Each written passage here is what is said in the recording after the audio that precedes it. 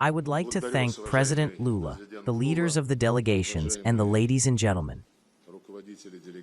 Multiculturalism is not a choice, but an objective reality. It replaces the outdated neoliberal model built on neo-colonial practices. The first signs of this model's failure were the economic crises of recent decades. The COVID-19 pandemic exposed the numerous shortcomings of the global financial system and accelerated its fragmentation. The erosion of globalization structures was exacerbated by illegal one-sided sanctions and the use of the dollar as a weapon of punishment. Trust in the American currency as a once reliable means of payment was undermined. Another negative factor is the rapid increase in debt. Today, developing countries spend more on debt repayment than they invest in their own development. The situation is out of control, even in developed countries. The world's majority is interested in creating mechanisms of development independent of the West. The locomotive for this transformation is the BRICS, which aims to form a more stable global economic architecture based on the principles of universality, transparency, and non-discrimination, equal access to existing opportunities and tools. The key importance, as has already been noted, is the reform of the Bretton Woods institutes, which must reflect the real balance of power in the world economy. It is unacceptable to continue to use the IMF and the World Bank to preserve neo-colonial practices. A similar situation arises in the World Trade Organization, where work on resolving disputes has been blocked for many years.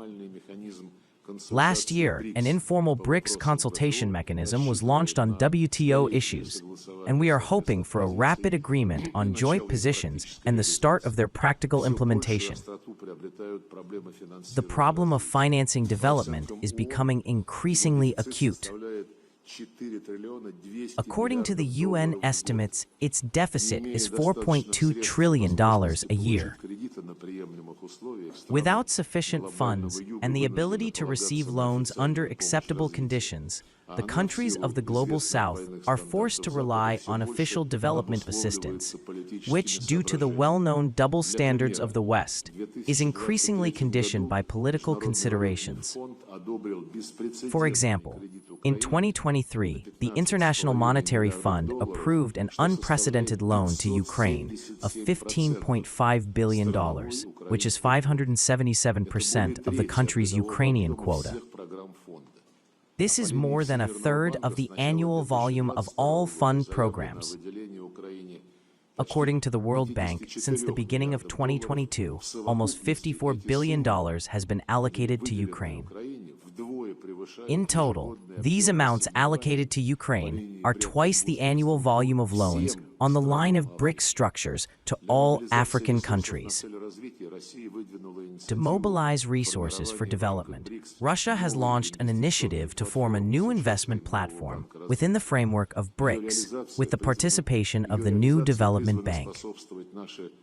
Its implementation is intended to contribute to our joint efforts to turn the NSC into an innovative development institute focused on the needs of its shareholders and not subject to external influences. We highly appreciate the efforts of the President of the NSC, Dilma Rousseff, in this direction. Artificial intelligence becomes a critically important technology. In response to attempts to impose non-consensus approaches in this area through various closed formats, BRICS became a statement on global management in the field of artificial intelligence with the central role of the UN. Challenges related to the development of digital technologies have a transboundary nature and require collective responses. A good example is the UN Convention on the Fight Against Cybercrime, which will be signed in October this year in Hanoi. I am convinced that the BRICS state, together with its like-minded partners, will continue to lead in promoting the principles of a just multilateral order.